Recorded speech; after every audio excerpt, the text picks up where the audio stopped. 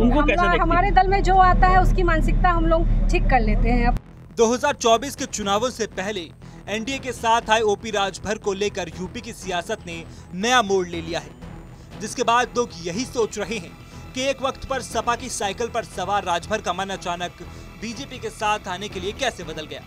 तो वहीं मुख्तार अंसारी के बेटे अब्बास अंसारी जो जेल में बंद है और वो राजभर की पार्टी भाजपा से विधायक भी है, तो एक तरफ सीएम योगी माफियाओं पर कार्रवाई कर रहे हैं और दूसरी तरफ केंद्र नेतृत्व राजभर को साथ लेकर चल रहा है। आखिर ये कैसे संभव है?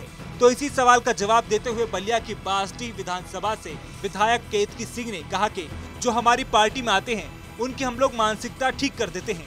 हमारी पार्टी में अपराधी शामिल नहीं हो सकते और जब तक साबित नहीं हो जाता तब तक किसी को अपराधी कहना बड़ी बात होगी। कैसे देखते हैं? हमारे दल में जो आता है उसकी मानसिकता हम लोग ठीक कर लेते हैं अपने हिसाब से, हमारे हिसाब से ठीक। ये मानते हैं ना कि आपकी पार्टी में भी अपराधी शामिल हुए हैं? नहीं, हमारे पार्टी में अभी अपराधी तो शामिल हो ही नहीं सकते क्योंकि हमारे दल। तो अब्बास अंसारी क्या है मैम? अब ये देखिए ऊपर का निर्णय है और जरूर अभी जब तक साबित नहीं हो जाता है तब तक तो किसी को अपराधी कह देना बड़ी बात है। तो क्या आप अब्बास अंसारी को कोई अपराधी नहीं मानती हैं? यह मेरा व्यक्तिगत विचार कुछ और हो सकता है, परंतु व्यक्ति से ऊपर दल होता है, दल से ऊपर देश होता है। तो मुझे यह बिल्कुल पता है कि मेरा दल हमेशा भारत देश के प्रति समर्पित है और किस तरह भारत को आगे बढ़ाया जाए, प्रदेश को आगे बढ़ाया जाए, उसकी वह चिंता करता है। तो निर्णय उन्होंने लिया है तो सोच समझ कर। तो वहीं राजभर के बीजेपी के साथ आने को लेकर केतकी सिंह ने कहा कि ओम प्रकाश राजभर जी को बधाई देना चाहूंगी। ये सही निर्णय लिया है।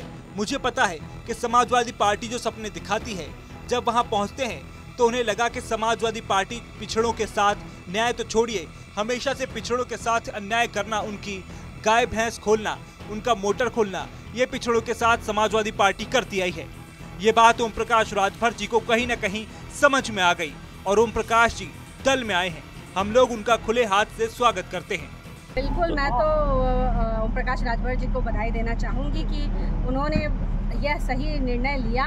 मुझे पता है कि समाजवादी पार्टी जब सपने दिखाती है तो एक सब जवाब में लेकर चली गई थी उन्हें, और जब वो वहाँ पहुँचे तो उनको यह पता चला कि यह समाजवादी पार्टी पिछड़ों के साथ, न्याय तो छोड़िए, हमेशा से ही जब भी यह सरकार में आई है तो पिछड़ों को के साथ अन्याय करना, उनकी गाय भैंस खोलना, उनका मोटर खोलना, या पिछड़ों के साथ ही तो यह समाजवादी पार्टी करते आई है। तो यह ओम प्रकाश जी को कहीं न कहीं समझ में यह बात आई और वहाँ आए हैं, उनका हम लोग खुले हाथों से स्वागत करते हैं। इसके अलावा विपक्ष के गठबंधन का नाम इंडिया रखने को लेकर भी केतकी सिंह ने कई बड़ी बातें कही। उन्होंने कहा कि ये हमेशा से ही बांटने की राजनीति करते आए हैं और 2014 से जनता साफ जनादेश देती आई है कि वो एनडीए के साथ है, एकता के साथ है। सिर्फ इंडिया नाम देने से इंडिया नहीं हो जाता। इंडिया एकता का नाम है, अखंडता का नाम है। अपने विपक्षी एकता का नाम इंडिया दिया है, इसको लेकर के पूरे देश भर में विरोध है। बीजेपी को कैसे देखती है इस नाम को लेकर के? देखिए, यह हमेशा से ही बांटने की राजनीति विपक्ष ने की और मुझे तो बहुत आश्चर्य होता है कि 2014 से लगातार भारत की जनता ये साफ जनादेश दे रही है कि भारत की जनता एनडीए के साथ है, भारतीय जनता पार्टी के साथ है, एकता के साथ है। सिर्फ इंडिया नाम देने से इंडिया नहीं हो जाता है। इंडिया का जो तत्व है उसको समझने की जरूरत है। इंडिया एकता का नाम है, अखंडता का नाम है, और इस एकता और अखंडता को कोई लेकर चलता है तो भारतीय जनता पार्टी और एनडीए लेकर चलती है। तो मुझे लगता है कि इस बार पुनः वो जितने भी सीआर होता है ना, वो कितने भी रंग बदल ले, वो हूँ करना नहीं छोड़ता। तो ये सीआर है, ये कोई भी नाम रख लें, बाद में तो ये अपनी असलियत पे आ ही जाएंगे, ये जनता को भी पता है, तो ये अंकट होंगे।